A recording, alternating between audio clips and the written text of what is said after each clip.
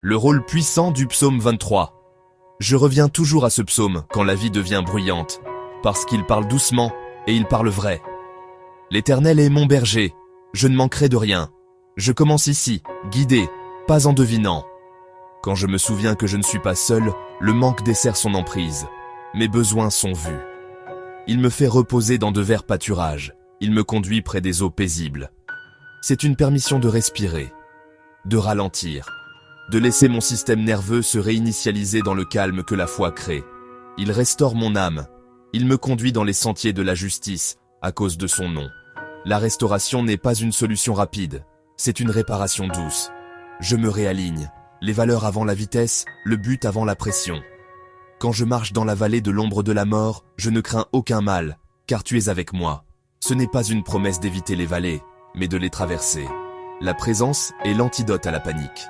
Je suis soutenu, même dans l'obscurité. Ta houlette et ton bâton me rassurent.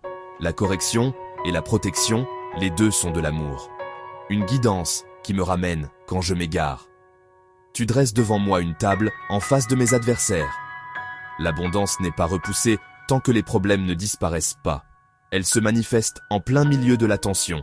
La paix, assise en face de la pression.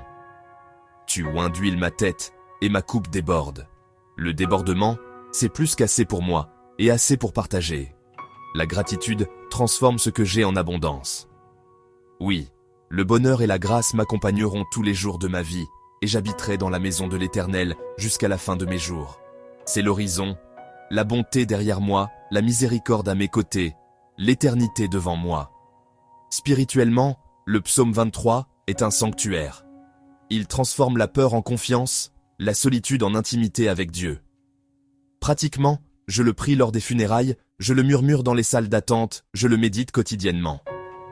Quand je pense à Jésus comme au bon berger, Jean 10, cela relie le texte à une personne qui connaît mon nom.